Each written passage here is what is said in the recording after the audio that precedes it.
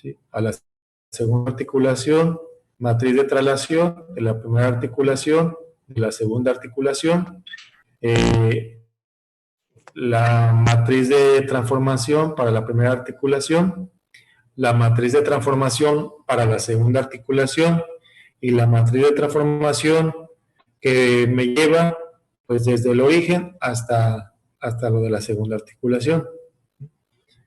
Ok, ¿para qué me sirve eso? Pues por ejemplo, para extraer el vector Z, ¿sí? Que corre de la primera articulación y el vector Z de la segunda articulación.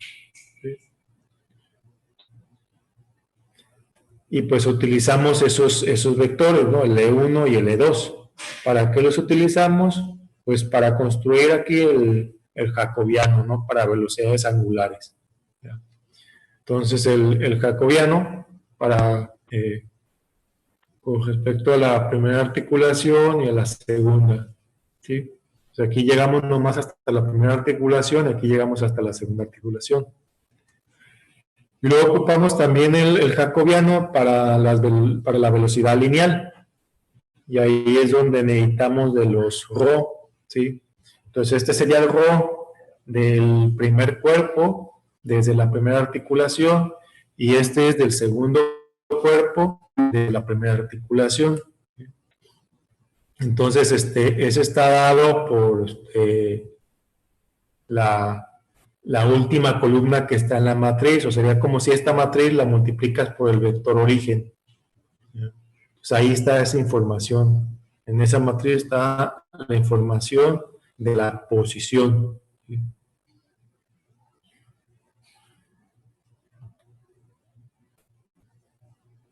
Y aquí estaríamos hablando de la posición de la masa 1 con respecto a la primera articulación que está en la base.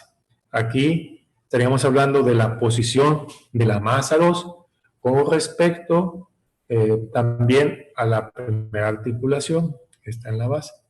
Y aquí estaríamos hablando de la posición de la masa 2 con respecto a la segunda articulación. Cuando estamos hablando del cuerpo 1, nomás ocupamos una ρ, ¿sí? La ρ 1, 1. Cuando estamos hablando del cuerpo 2, ocupamos ρ 1, 2 y 2, 2, o sea, desde la primera y desde la segunda. ¿Sí? ¿Para qué nos sirven? Pues igual también para construir los jacobianos que luego van a ser utilizados. ¿Sí?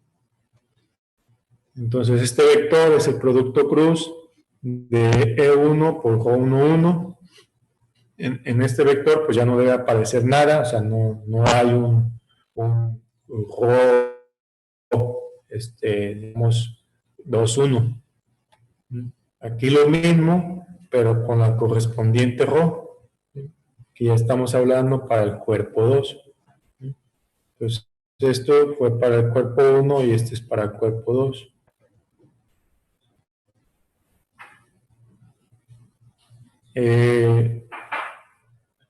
La matriz de inercia, ¿sí? Bueno, pues el cuerpo 1, ahí tendríamos que utilizar el tensor de inercia, hacer las integraciones y encontrar pues los 9 elementos que conforman esa matriz de 3×3. Ya saben pues que es simétrica y lo que acabamos de mostrar en una diapositiva, ¿no? Que tenemos que integrar y cuadrada más z cuadrada, y luego menos xy, y luego integrar también menos xz, y luego ya en la segunda fila, en la segunda columna, integrar x cuadrada más z cuadrada, y en la siguiente columna integrar menos yz, y luego en la última fila, en la tercera columna, pues integrar x cuadrada más y cuadrada. Pero como aquí pues resulta que son puntuales, pues esta matriz tiene puros ceros, tanto para el primer cuerpo como el segundo. Y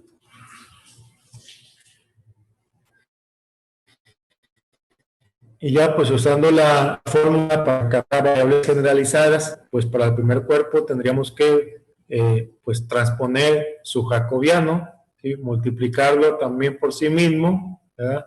Y por la masa 1.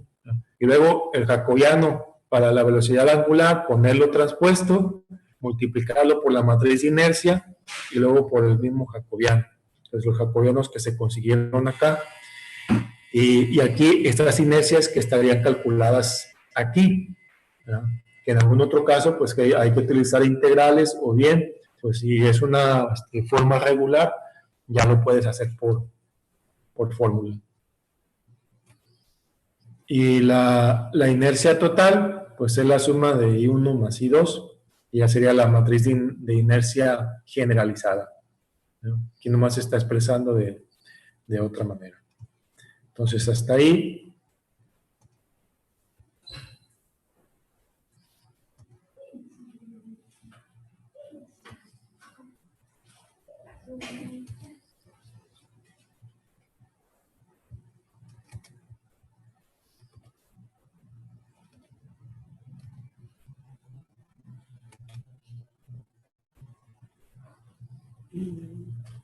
No tengo ningún desplegado.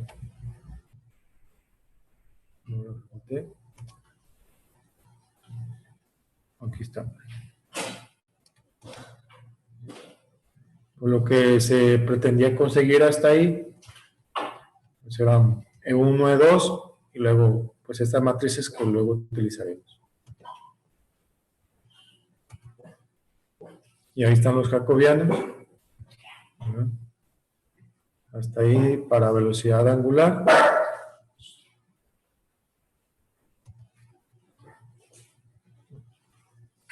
Y estos los jacobianos para velocidad lineal, ¿sí? Ahí están las expresiones que corresponden a las ρ. Igual se puede buscar alguna simplificación. Los vectores que van a ser parte del jacobiano y el jacobiano. Estos jacobianos, les digo, también se puede conseguir simplemente derivando posición con respecto a las variables de articulación.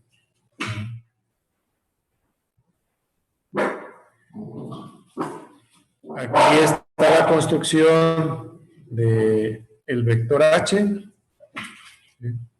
Entonces, el h1 se puede desglosar en 4 términos porque es, digamos, para k desde 1 a 2 y luego eso para j desde 1 a 2, y aquí están esos 4 términos. Entonces, es lo que corresponde a la fórmula para HI, en este caso donde HI es, donde I es 1, ¿sí? Y les digo, K va desde 1 a 2, desde 1 a 2, y la J desde 1 a 2. Entonces, nada más es una sustitución en la fórmula correspondiente para HI. Aquí lo único que ha cambiado es que la I ya no va a ser 1, sino que va a ser 2. Pues en la fórmula, donde quiera que aparece la I, toma el valor de 2. Igualmente aquí, pues la K está tomando 1. Aquí todo lo que tiene que ver con K debe ser utilizando el 2, lo que tiene que ver con J, el 1, el 1. Y acá la K toma el valor de 1, en esta última el valor de 2, y J el valor de 2. Y así como aquí la H1 fue la suma de los 4 términos, aquí también la H2 fue la suma de estos 4 términos. Y H1 junto con H2 forman el vector H.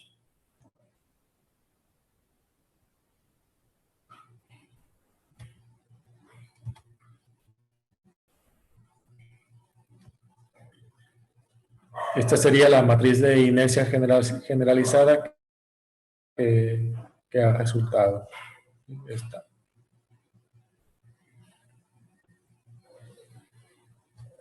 Entonces, aunque la matriz el tensor de inercia alrededor de los centroides sea 0, pues alrededor de las ejes de articulación la inercia no es 0. Entonces todo eso queda en la matriz de inercia generalizada.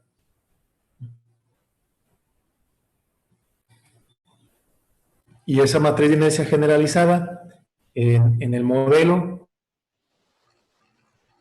pero ya saben que la posición 1,1 va multiplicada por la aceleración 1 y la posición 1,2 por la aceleración 2. Eso para el torque 1. ¿Sí? Y para el torque 2, la posición 2,1 por la aceleración 1 y la posición 2,2 por la aceleración 2. Pues eso sí no lo dejé explícito aquí.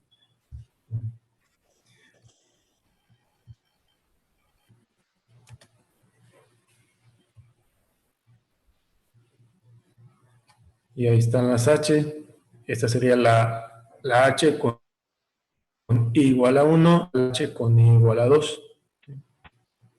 Y luego aquí al final está lo que tiene que ver con el efecto gravitacional. ¿Sí?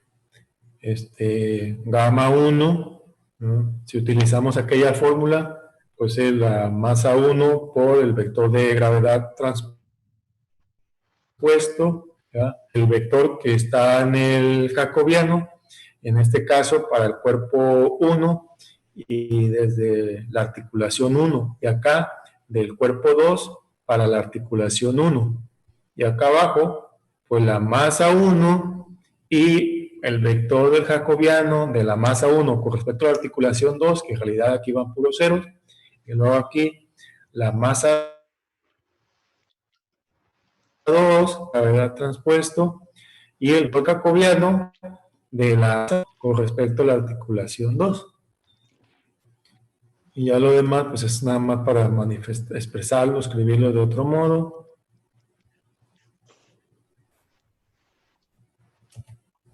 Y ahí está. Ya podrían comparar estos términos con los que han conseguido a través de otro procedimiento de modelado. Conocer que esto está en el torque 2, en la parte que tiene que ver con la gravedad, y esto en el torque 1, la parte que tiene que ver con la gravedad. ¿Sí? Y estas pues esta en el torque 2 va a dar la multiplicación de teta 1 punto por teta 1 punto, o bien teta 1 punto al cuadrado, o si no aquí, así como está aquí, ¿no? Omega 1 al cuadrado, omega 1 por omega 1. Y van a encontrar dos términos en el torque 1 que corresponden a estos. Un término donde va la omega 2 al cuadrado, o bien teta punto 2 al cuadrado, o bien omega 2 por omega 2 o teta punto 2 por teta punto 2. Y otro término donde va la multiplicación de las velocidades. ¿Sí? Omega 1 por omega 2 o teta 1 punto por teta 2 punto.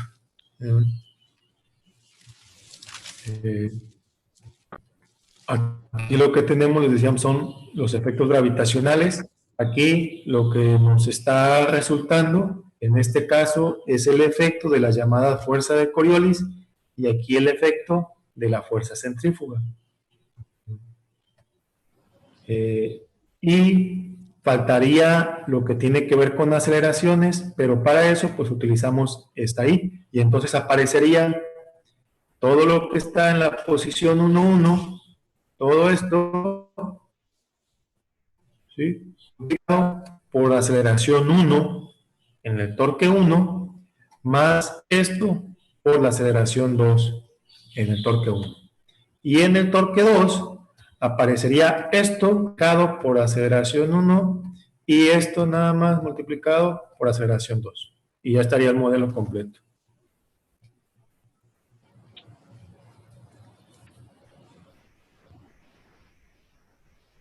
¿Ninguna pregunta?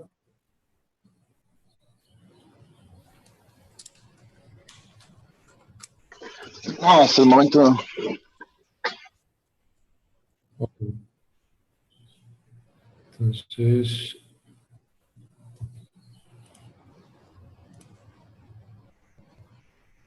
esto ya corresponde a Newton-Euler, pero desde el libro. Maestro, tengo una duda. ¿Cómo se obtiene el vector de posición E subíndice I?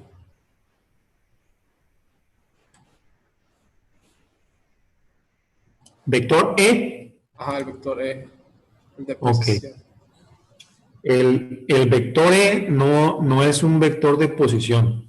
¿No? Ok. No. Es un vector indicador de dirección.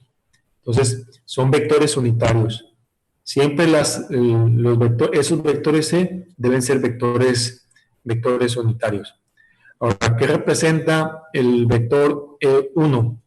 Representa la dirección del eje de la primera articulación, ¿sí? Pero ya con respecto a la base, o sea, traducido al opuesto en el sistema de referencia de la base. Okay. Y numéricamente, ¿cómo se representa? ¿Cómo sería un ejemplo de ese vector? Pues es un vector columna, y si te queda como en nuestro caso 0, 0, 1, significa que es un vector que está apuntando hacia el semieje positivo de las zetas, el 0, 0, 1. Si te hubiera quedado 1, 0, 0, es un eje que está alineado con la X, ¿sí? Si te hubiera quedado menos 1, 0, 0, es un eje que está alineado con la X, pero está apuntando hacia la X negativa, ¿ya? O sea, como si las rotaciones no simplemente fueran en sentido contrario. Si te queda 0, 1, 0, pues está alineado con la Y. Tiene que estar alineado con alguno de los ejes del sistema de la... ¿No? Sí, no. Okay. Ya, en este caso, pues del robot planar, pues como no estamos inclinando el plano, pues sí queda alineado con el eje Z, ¿sí? Pero ya si le pusiéramos alguna inclinación al plano, ya esos E1 y esos E2 ya no quedarían alineados con el Z de la base, ¿sí? Ya tendrían, por ejemplo, pues una porción en Z, y podrían tener otra porción pues en X o en Y, según como lo inclinemos, o hasta en los tres, ¿no? Okay. Y si lo pusiéramos horizontal, entonces esos ejes estarían apuntando con el sistema de referencias que tenemos, que la Z de la base está apuntando hacia nosotros, o sea, está acostada. Si nosotros ponemos el plano de movimiento horizontal, los ejes de articulación apuntan hacia arriba. Entonces quedarían alineados con el Y positivo. El E1 y el E2 nos quedaría como 0, 1, 0. Okay. ¿Le puedo compartir mi pantalla para mostrarle una fórmula del libro donde... Sí.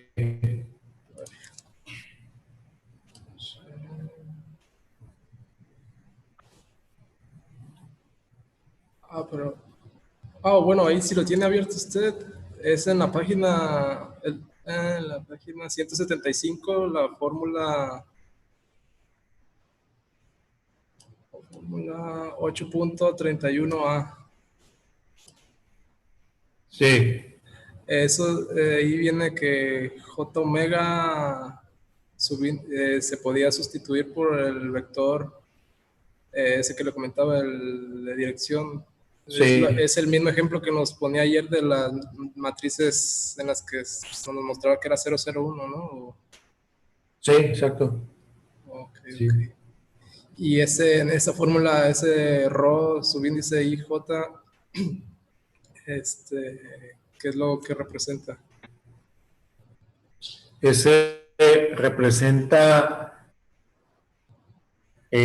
la posición del cuerpo J con respecto a la articulación.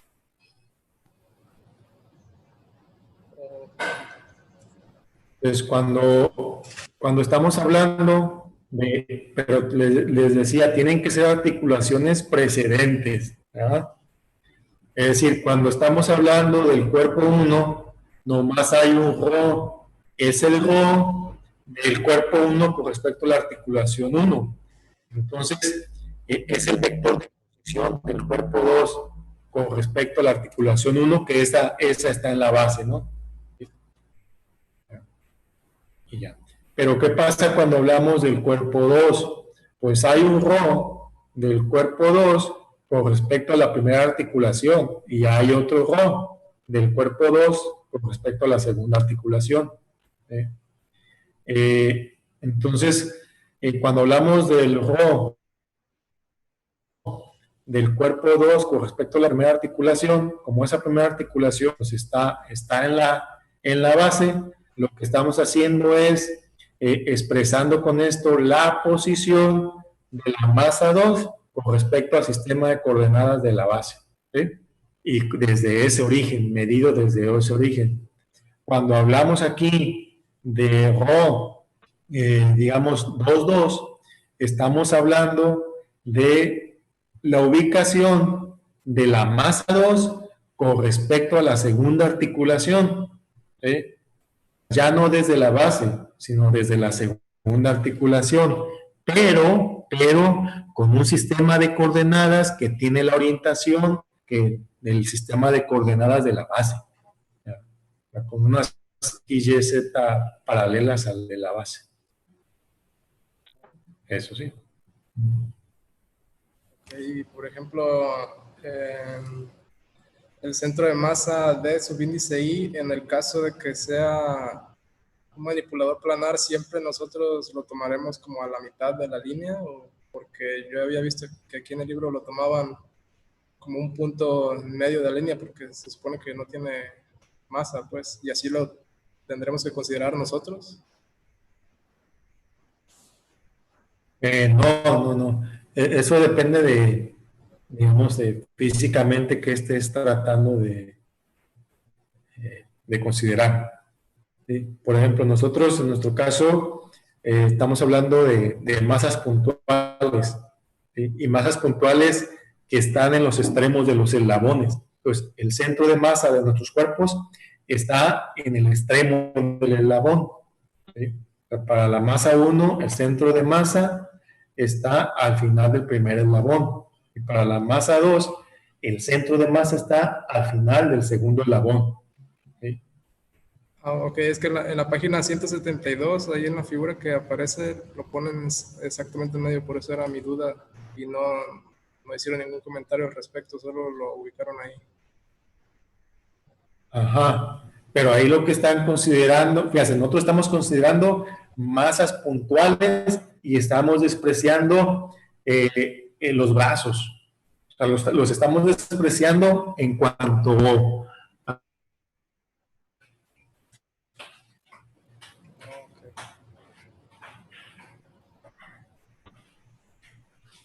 Okay. ¿Sí? Sí. Los brazos, ¿sí?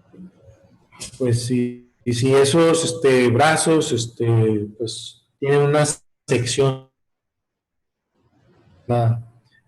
una varilla, una barra, sección uniforme, un prisma, y consideras que es de material homogéneo, pues su centroide, su centro de masa va a estar a la mitad de la longitud. Okay. ¿Hacer notar eso? Sí. ¿Sí? Sí. Entonces, aquí lo que están considerando es un eslabón, y para ese eslabón lo que están considerando pues como propiedades físicas, pues es por ejemplo, una masa uniformemente distribuida a lo largo de todo el eslabón. Okay. ¿Sí? O sea, se está tratando un caso diferente al que nosotros vemos, pero todas esas consideraciones pues hay que hacerlas, ¿no? Al proceder a modelar. Okay.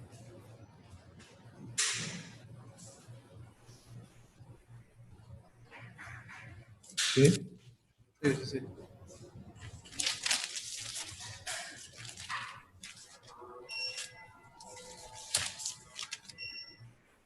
Sí, ya era todo. Mis dudas.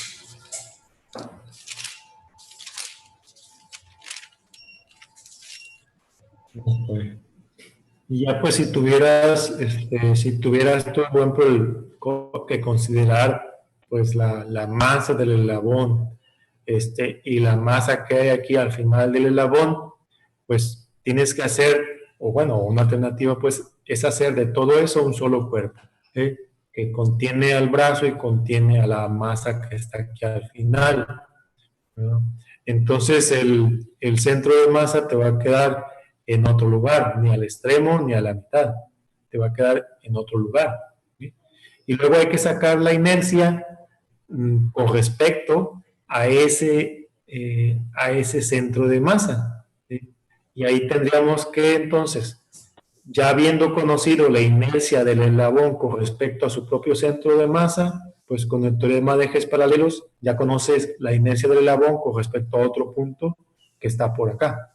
Hay que calcular la ubicación del centro de masa. Y luego para el cuerpo que está acá, si ya tenías calculada su inercia con respecto a su centro de masa, pues también vas a usar teorema de ejes paralelos, por ejemplo, hay más alternativas para expresar su inercia con respecto al punto que es realmente el centro de masa de todo el cuerpo. La suma de esas dos inercias es la inercia para el cuerpo. Okay. Oye, maestro, y en la página 176, cuando está obteniendo ya el lagrangiano, nos dice que tenemos que derivar por teta subíndice i, teta testada i y t, pero vi que primero derivaba por teta subíndice i, después por el tiempo y al final por o sea que no derivaba en orden. No sé, mi pregunta es si no afecta que no lleve ese orden que nos dice ahí de las diferenciaciones. A ver. Ahí en la fórmula, bueno, ahí nos comenta que tenemos que diferenciar respecto a esas tres variables. Y abajo comienza a derivar primero respecto a la segunda, la derivada de teta subíndice i, después el tiempo y al final por teta sub i. O sea, mi pregunta es si no afecta el orden en el que derivemos cada uno. Específicamente, ¿a cuál expresión te refieres? Empiezan a 8.39, ahí comienza, bueno, 8.38, ahí comienza a derivar la expresión. Y la deriva por teta testada subíndice i respecto.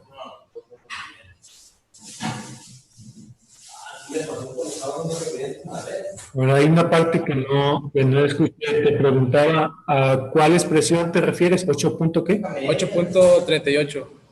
8.38. Ajá, ahí directamente empieza a derivar respecto a teta testada subíndice i.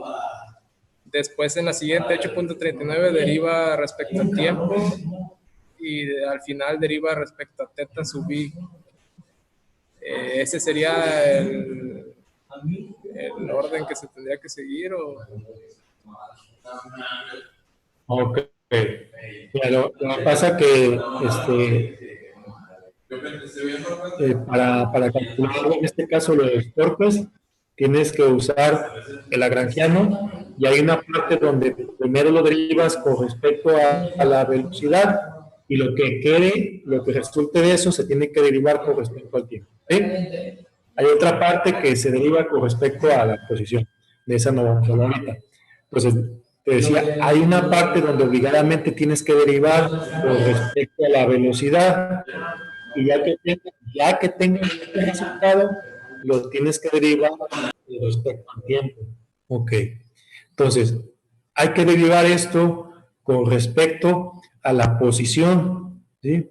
Es decir, con respecto a cada una de las posiciones, pero a la posición 1 cuando vayas a utilizarla para calcular el torque 1, con respecto a la derivada de la posición 2 cuando se trate del torque 2 y así, ¿sí? Entonces hay que derivar con respecto a esas velocidades. Entonces, aquí pues no aparecen velocidades. Cuando trates de hacer la derivada con respecto a cualquiera de las velocidades, pues este término no aporta nada. Entonces ahorita lo puedes omitir. Entonces tienes que derivar esto de aquí con respecto a la velocidad Si hablas para calcular el iésimo torque, tienes que derivar con respecto a esta, ¿sí? O sea, a teta punto subíndice i, ¿sí? Y esto es lo que resulta, en resumen, de derivar, hay n por n términos, ¿sí? Si lo desarrollas esto, de aquí te salen n términos que se suman, y eso hay que hacerlo n veces, entonces salen n por n términos, ¿sí? Okay. Entonces, digamos que en lo general, pues esos n por n términos se derivan con respecto a la velocidad número i. Si tú utilizas estas expresiones así como están,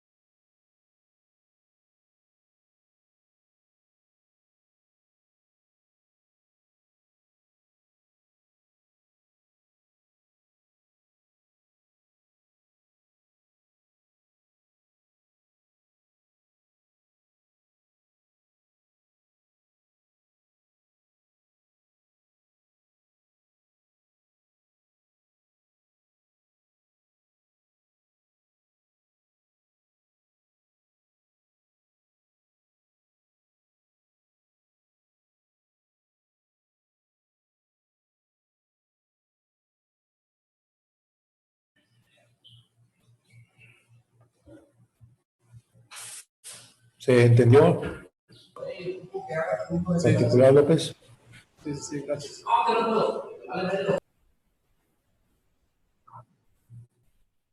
Sí, sí se entendió, profe. ¿Sí? Sí, gracias.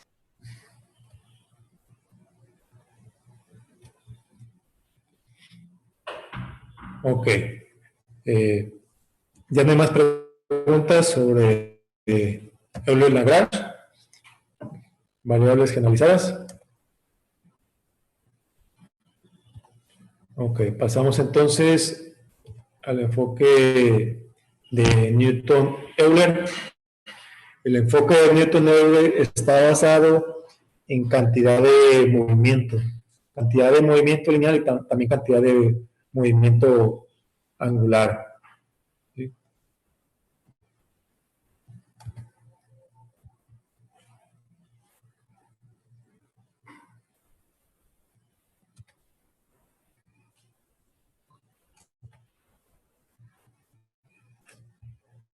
Cuando hablamos de cuerpos cuya masa no cambia y queremos hablar de la cantidad de movimiento lineal, es simplemente por velocidad, ¿sí? Esa es la cantidad de movimiento lineal, masa por velocidad. ¿Ya?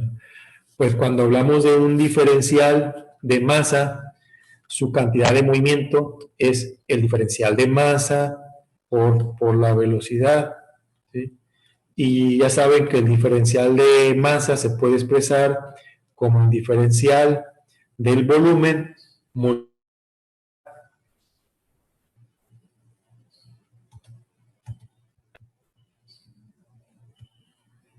Entonces, en esta expresión de aquí, lo que tenemos es el diferencial de la cantidad de movimiento. Esta M en negrita no es masa, ¿sí? Es cantidad de movimiento. Aquí te lo voy a explicar. ¿Sí? Aquí, donde está densidad, por dB es la densidad, o sea, ese ρ por dB es la densidad por el diferencial de volumen. Y eso es el diferencial de masa. Eso sí sería el diferencial de masa. Y esto, que es la derivada de posición con respecto al tiempo, sería velocidad. Entonces aquí estamos hablando de velocidad por masa, pero esa masa es apenas un diferencial. Entonces estamos hablando de cantidad de movimiento lineal, pero como es para un diferencial de masa, lo consideramos entonces un diferencial de la cantidad de movimiento. Y esta velocidad, pues está expresada aquí, pues de manera vectorial. ¿Sí? De tal manera que igual aquí la cantidad de movimiento te quedaría expresada, pues de manera vectorial. Y ya entonces la cantidad de movimiento de todo el cuerpo, pues sería la acumulación de, pues, la cantidad de masa. En el medio continuo, pues se trata de una integral, ¿sí? Y una integral, pues para todas las partículas que conforman el volumen, ¿no? Entonces sería integrar esto, ¿sí? A todo lo largo, ancho y profundo del volumen. Entonces es esta expresión que está aquí. ¿Sí?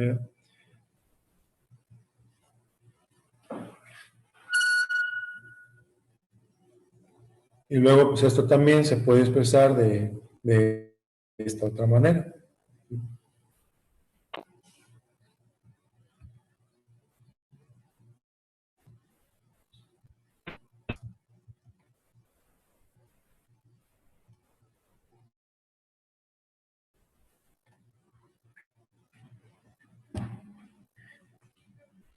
Y luego, pues como conclusión, ¿verdad?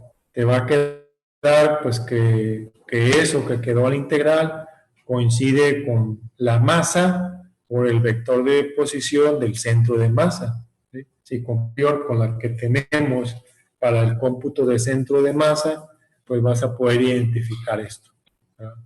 Y en resumen te queda que en esos casos, cuando se trata de un cuerpo rígido y homogéneo, la cantidad de movimiento lineal es la masa que tiene todo el cuerpo por la velocidad, pero la velocidad pues de su centro de masa. Ok. También hay cantidad de movimiento angular, ¿sí? Y el cálculo de la cantidad de movimiento angular es algo muy parecido a lo que acabamos de ver para cantidad de movimiento lineal, pero llévense la imagen de esta expresión, la derivada de P con respecto al tiempo, por lo que corresponde al diferencial de masa, y eso lo encuentran aquí. Okay. Pero esto se multiplica por un brazo de palanca. ¿Sí? Entonces estamos hablando, como quien dice, de un momento. ¿Sí? Entonces también se le puede llamar momento de cantidad de movimiento. Ahí estamos hablando de la cantidad de movimiento angular. Entonces sería el vector P producto cruz por esta expresión que correspondería a cantidad de movimiento lineal. ¿Sí? Y ahí estamos expresando, pues así como en el otro caso, un diferencial de cantidad de movimiento lineal.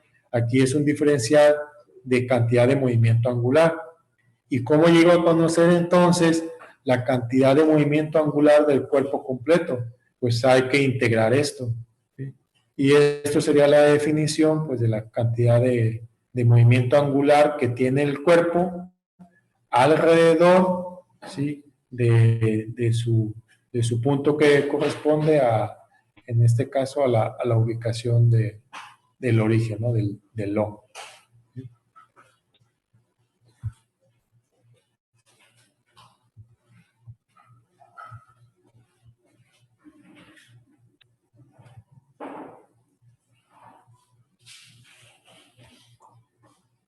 Y así como se pudo hacer para cuando hablamos del centro de masa, que el vector de posición de cualquier partícula del cuerpo puede quedar expresado como la suma de otros dos vectores. Un vector de posición que te lleva al centro de masa, más otro vector que te lleva desde el centro de masa hacia donde realmente está la partícula. Entonces, por cierta conveniencia se hace esa sustitución. Entonces, cada uno de estos P, tanto este como el que está acá en la derivada, se sustituye por esta expresión y entonces ya te salen pues cuatro integrales. Okay. Y luego, pues la derivada, ¿sí? de R, ¿sí? O sea, el cambio que sufre ese vector R con respecto al tiempo, pues es igual, ¿sí? a la velocidad angular que tiene el cuerpo, producto cruz, por la magnitud de ese vector, ¿no? De ese vector de posición. Sería como si estuvieras calculando pues una velocidad lineal utilizando la velocidad angular y el radio. ¿Sí? Nada más que pues, en la notación vectorial pues utilizamos esta expresión. Entonces vamos a continuar con esto. La siguiente clase, la cantidad de movimiento pues es la base para las deducciones en la formulación de Newton y Euler, de tal manera que al final nosotros lo que terminamos utilizando es la variación de la cantidad de movimiento lineal y la variación de la cantidad de movimiento angular. ¿Sí? Con esas dos variaciones de cantidad de movimiento, tanto lineal como angular, luego nosotros conseguimos las fuerzas y los torques de las articulaciones. ¿Sí? Esto expresa fuerzas y torques de las articulaciones.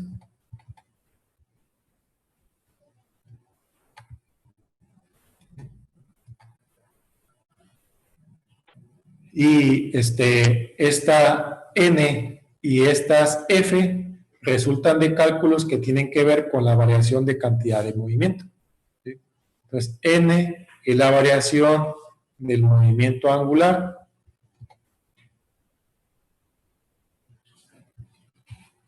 F es la variación de la cantidad de movimiento lineal. Aquí está. F es la variación con respecto al tiempo de la cantidad de movimiento lineal. N es la variación de la cantidad de movimiento angular con respecto al tiempo. La fuerza va a ser igual a esa F de la que ya hablamos. El torque va a ser igual a N más este producto cruz. El vector de posición, producto cruz, por la F que conseguimos con la variación de cantidad de movimiento lineal. Continuamos mañana. Gracias.